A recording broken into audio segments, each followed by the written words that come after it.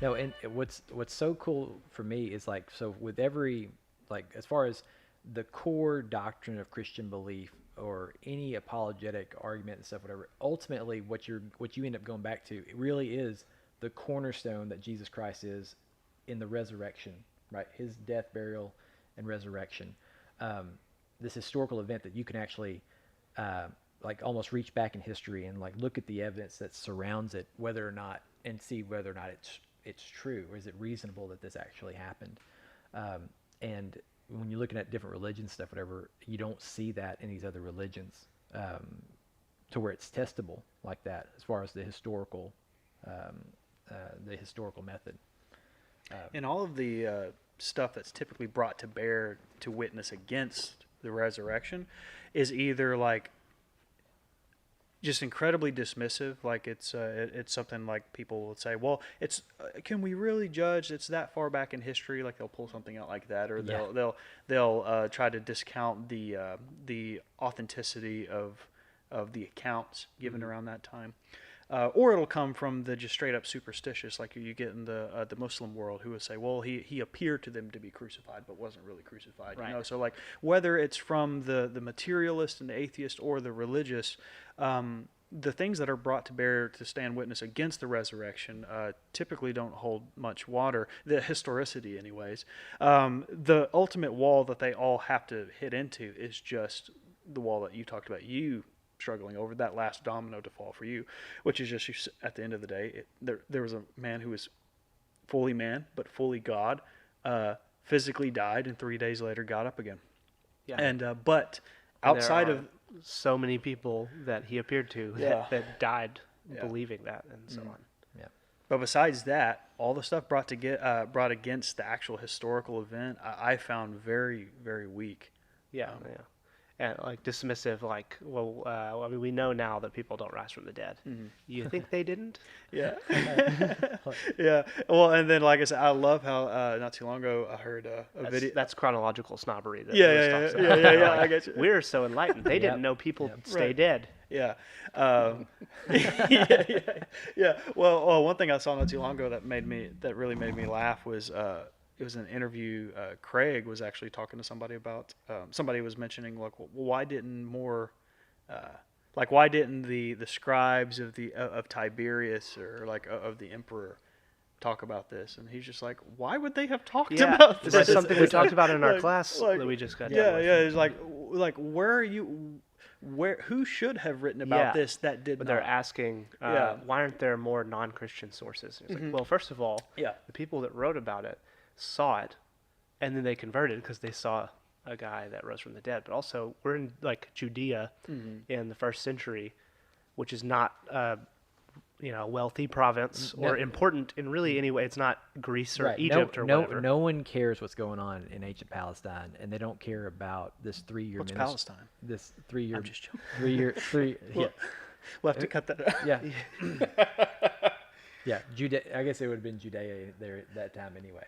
So what we're talking about as far as like strengthening the faith of believers, like, part of the reason why I think that some people won't go and share their faith sometimes is because they don't want to look silly, they don't quite know what to say, and they just they really just aren't confident in what they believe.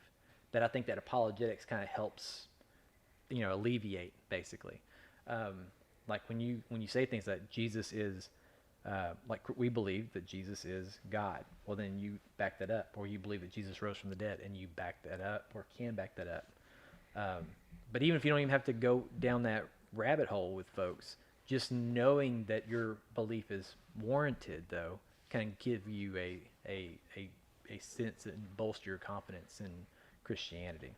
And so, And to be fair, I think some of it too is, or at least some of the hesitancy is ultimately there are a lot of people who are really well-meaning and would love to share their faith, but are kind of they fear they're going to say something wrong that'll drive them away. yeah, right. So there's a little bit of that too, which there's something to that, which it's kind of an intimidating thing. You don't want to be that person who Drove away some money. Yeah. So Right. there's Yeah. some of that too. And I've had some conversations with guys on that topic sometimes, and to me, what I believe as far as evangelism goes is that God has grace for both you as the evangelist and for the person that you're in ministry. Absolutely. So, and so it's kind of like if like let's say that this person, like God knows what it would take for any and every person to come to a saving relationship with him. And he also knows that those that won't, even if they're face to face with Christ himself. And so Modalism. Yes, there that is part of that. Yeah. Heresy. Heretic. You're pinning me down because I don't like people knowing exactly where I'm at most of the time with stuff, you know. But anyway, but with that, basically, like you don't have enough power, right, to mess up God's plans. Sure. And you're also not the one that ultimately is. Like if God knows that you would come to a saving knowledge of him, that he's going to get the gospel to you, and for that to happen. But and so even if he knows that Derek's not going to go share the gospel with you that day, like he has grace for Derek for not stepping up to do that, but he'll raise up someone else to get the message to you, basically. Sure. And so I think that's another one of those things that we can be bold because God has appointed this time that we're here for a purpose, and so we can go out there and do that because even when we fail, it didn't surprise God that we messed up, and he's not going to condemn somebody because we messed up here. He knows that they'll come to him, and so I think that again just it can help embolden us, right? Sure. Because we really are made for a time such as this. Like that's what it is. Mm-hmm. So anyway, I think that there's there's a good distinction that we have to kind of talk about as far as like traditional apologetics, which is the traditional arguments that we have for the existence of God, or maybe like dealing with the problem of evil and stuff.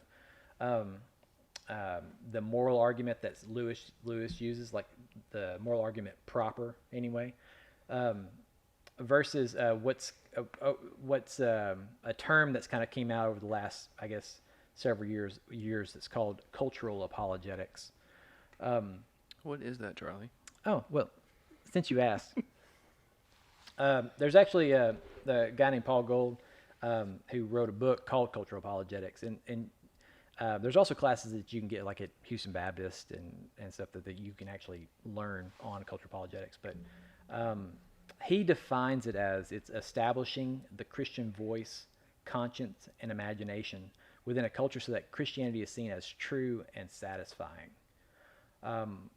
And so cultural apologetics uses, what's going on in culture, what people are passionate about, the media, whether that's movies or, honestly, even video games or whatever, and literature, podcasts, exactly, and like ours.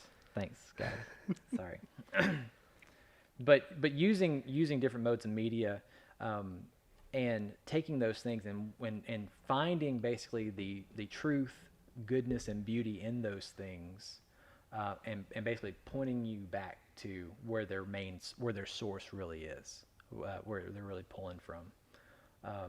And honestly, you can look back, and people have been doing cultural apologetics for centuries. It's just that it hasn't necessarily been termed that way. Because what we were talking about earlier with Lewis, this is the thing that got him into the faith.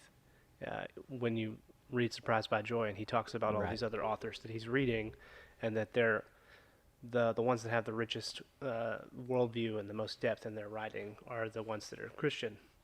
Yeah. Right. Yeah. So for Lewis, what he ends up finding is that the poetry and the writings and stuff that really speak to him most is actually Christian poetry, Christian literature. And he's like, why is that? And ultimately, it seems like that's a closer. It's closer to the truth of how things really are.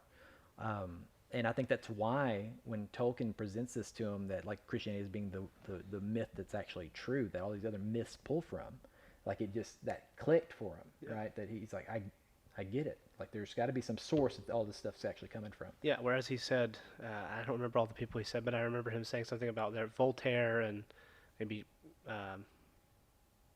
H.G. Wells and others seem a bit thin or tinny, as he would have said in school, which I thought that was tinny. Fun.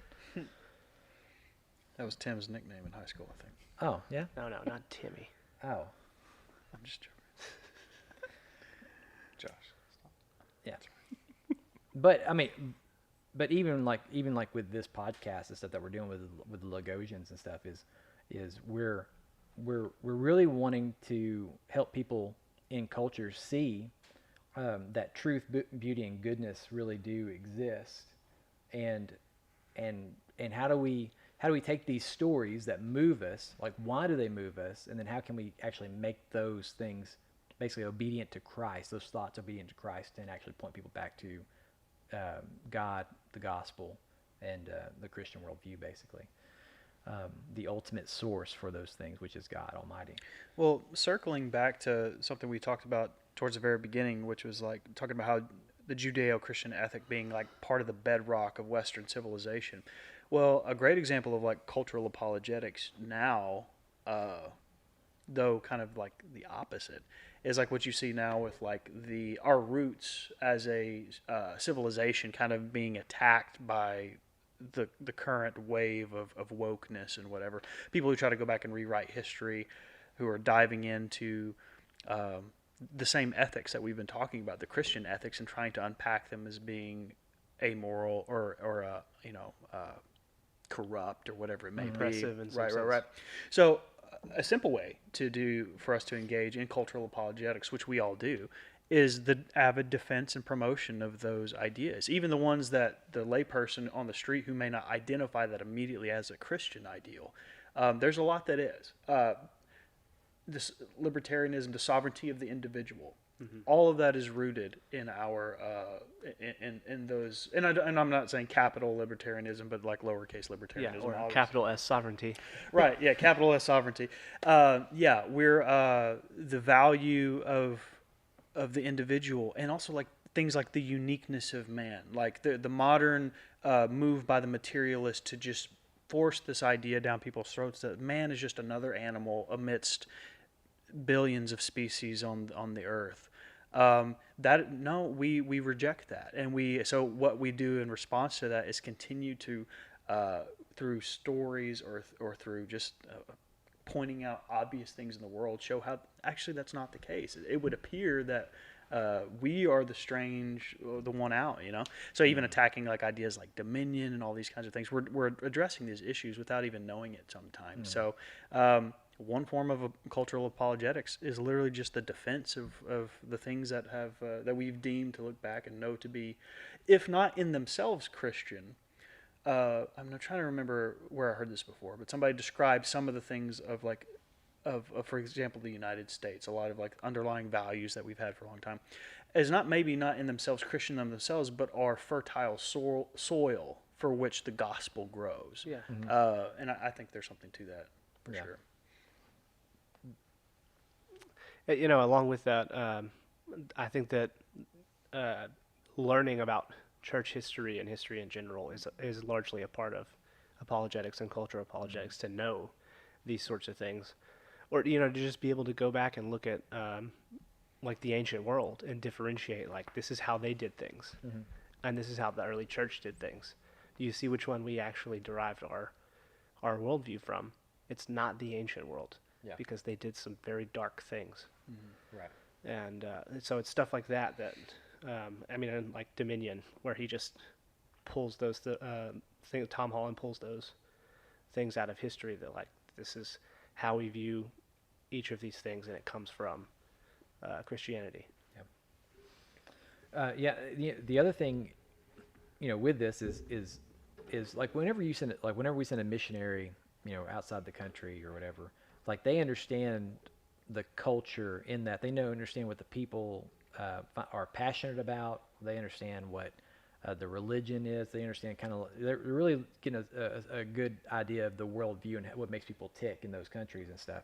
And so then they take that, and then they try to find out how they can, insert the gospel and stuff, and find avenues to where they can actually go do that. Like, right? Paul on Mars Hill. Exactly. And so that's what Paul is doing there, right? When Paul is talking to the Gentiles and stuff there, he doesn't start talking about Abraham right then.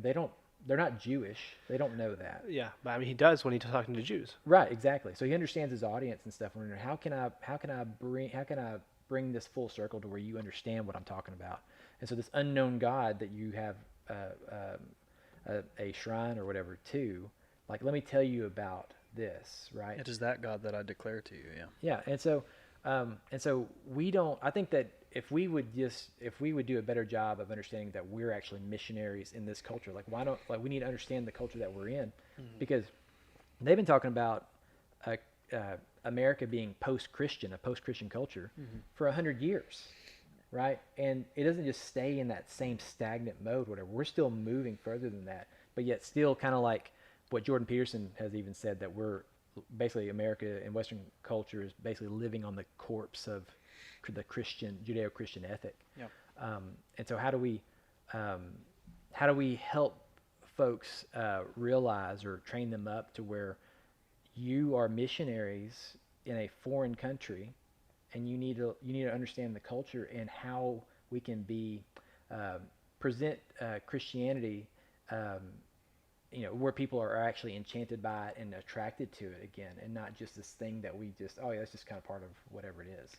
Yeah, this all goes back to the fact that I think today it is more important for Christians to be educated than ever before. And when I say educated, obviously I do not mean by just the traditional means of academia, because unfortunately those institutions are so corrupt, and it's actually because of that the need is so high for Christians on every level, in my opinion, needing to be able to defend their faith, need to be able to share their faith effectively, need to participate in cultural apologetics every day, with no matter who that is, because of like what you said, and I think Peterson spoke correctly when he said that we are living like that. The Christian ethic is like a corpse, and we are just kind of still riding the ever slowing momentum that gave us. That trajectory will continue in a lot of ways because of the game being rigged, to where now the education system is so complicit in making sure that corpse remains so and is forgotten about. So it's more important than ever for guys like us, and then everybody who's watching, to be able to equip themselves so that we can be, for lack of a better term, I guess, counter-educators. Being able to show people that, to meet those people who have been through the public school and the university systems and all that kind of stuff, who are taught the antithesis of what we're talking about, and able to meet them, engage with their questions, be able and have success in helping them overcome those false ideas. So yeah, I think it's more important than ever that we as Christians are able to do exactly what you just illustrate Paul did. Which I think obviously everyone would agree he is if you're looking for like the example for a missionary, it would be Paul, or some evangelist, or one that ever lived. Yeah, exactly. And one thing that everybody talks about with Paul, but very few people like step up and say, I want to emulate this, is the fact that like it says he was like the Jew of Jews, but he knew he was an intellectual colossus. He knew so much about the Gentiles. He educated them. So he met them where they were. I don't think there was a single place he ever went to that he didn't just educate himself to the best of his ability, so he knew exactly how to meet their needs, or made himself, the way I like to think of it, is like he viewed himself as a tool in the hand of the Lord, but he wanted to make sure that he was the sharpest tool that he could be, the most effective tool that he could be. Right. So we all need more of that, and I think if you look at the places where the church is hurting and has been hurting for a long time, it's in that. And I think what we're talking about now is what addresses that need.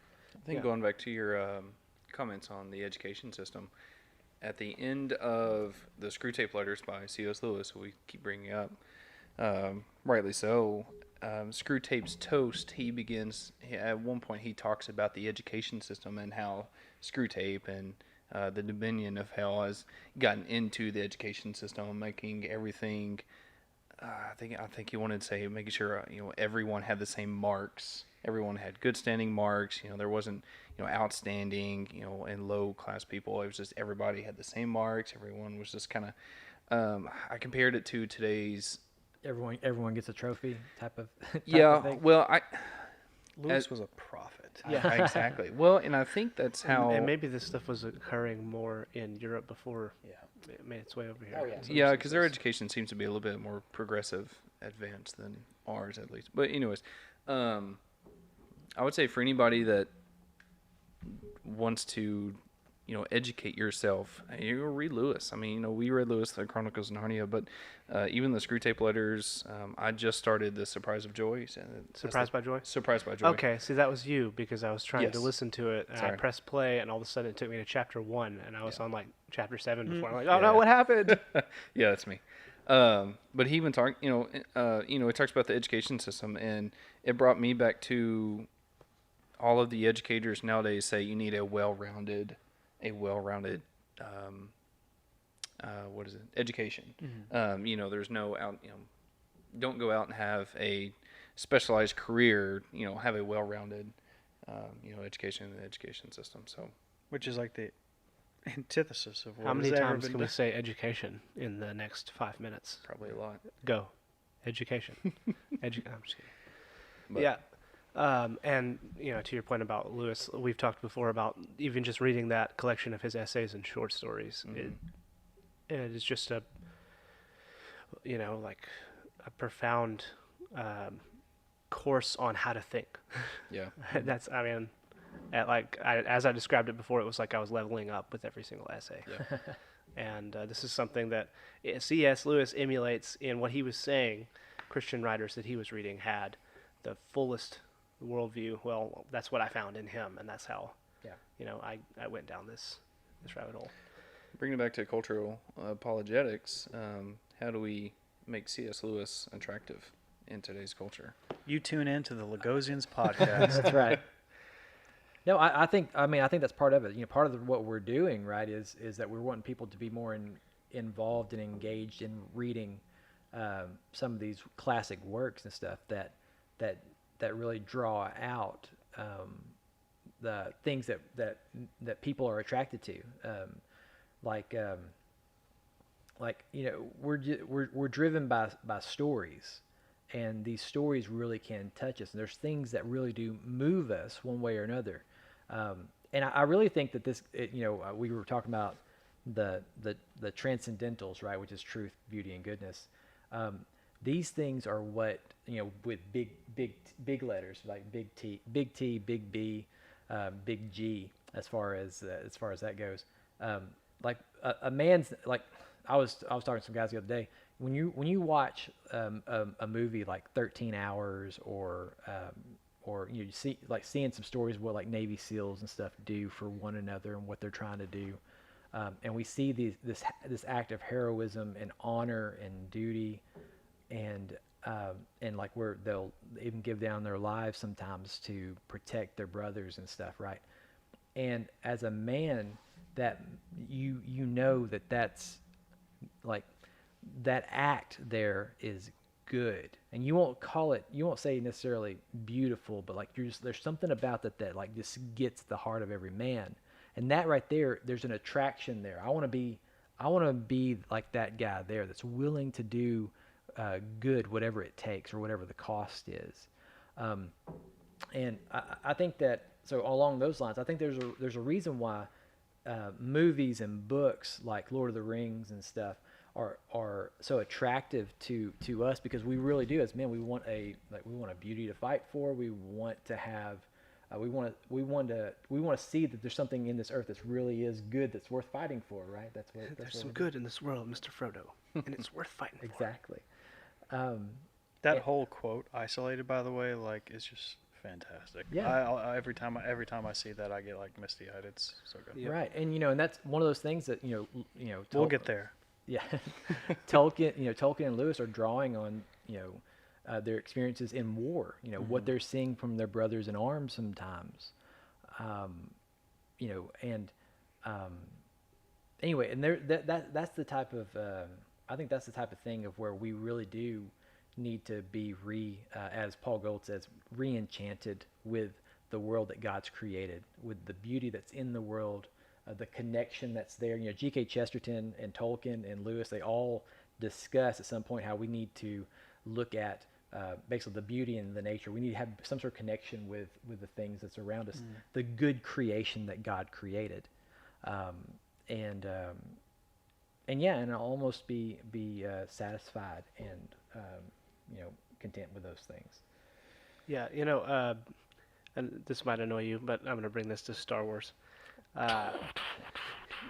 Recall the like inside season 1 of The Mandalorian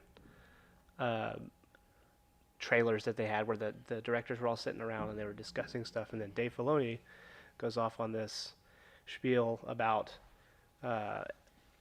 episodes 1 through 6, and when he gets to talking about Luke standing there and he casts aside his lightsaber, and the Emperor doesn't understand this, and he does that thing where he's like, "This, why won't you just, there's all this power here, why won't you take it?" And he says that like what Luke is saying is in that moment is, "This is my father, and I love my father, and there's nothing that you could do to change that." And then he says the specific word that Filoni uses is, "This is why we deeply, soulfully connect with Star Wars. It's not about the ships. That stuff's cool. It's about this." Well, Yeah, right. Why would I hate Star Wars? No, and see, that's the thing. We'll get there too. Yeah, that's the thing. Even so all these stories, whether it's Star Wars, Lord of the Rings, Harry Potter, any of these books or stories. read another book. Well, what they what they all have in common, and is also the thing that our faith brings to the world, which is hope, because everything else is bleak. Everything else leads to despair. But then the people like Tolkien tell us that there's no reason to despair, because even the very wise can't see all ends, right? Yeah. Like there's always, or the concept of eucatastrophe, which is in the blackest of situations, just like a bolt of lightning, victory out of nowhere. And that's the reality that we live in, and that's the reality that we preach and we want to spread to everyone. So when we tell stories like that, when we chase after ideals like that, when we represent ideals like that, we are doing cultural apologetics. And so that's what we have to do. We have to continue to give hope, because that will always be, I think, the most sought after thing in this whole world. Because I don't care what belief system you fall into, or how far away from how much of a scumbag that somebody is. At the end of the day, despair is not the desire. And people are searching for answers, and like that's what our story and the stories that come from it, that's what they bring. That's what they preach, is stories of hope. Yeah. No, and so as Augustine was saying, right, there really is they almost like a God-shaped hole, right? That's and we're drawn to that. He has a really good quote where he says, "For thou hast made us for thyself, O God, and our hearts are restless till they rest in thee." Yeah. And so that's where we find true joy, peace, and stuff, like, because ultimately God is that ultimate source of joy and peace, and goodness and beauty and all these things that we're attracted to. We're designed to worship Him in those ways. Yeah. We were designed for fellowship with Him. So for people who don't know Him, we got to get them in fellowship with the things that He represents and the things that come from Him. And that's where we go to those ideals we were talking about. So why is it that we, as men, a lot of times we see the guy who sometimes he's a guy with a family too. Like it's not just as simple as like, oh, my life for this life. It's much deeper of a sacrifice than that. But you see the guy who lays down his life for his brother. Why is it that we look at that and we're so drawn to it? It's because it's an image, it's a reflection of the ultimate sacrifice, which is Christ for all of mankind. So we everything that we do is an echo of the divine reality, and I think that's why people are drawn to it, whether they'd like to admit it or not. But yeah, so that's all we're trying to do, is be, in a weird way, I guess, almost like these stories that we tell are almost like Platonic shadows in a lot of ways, of what we're just an echo or a shadow of like what the reality is, and that's why we're constantly drawn to these ideas. Yeah, we want people to come out of the cave and stop Right. stop looking at just the shadows. Right, the realities right. out there.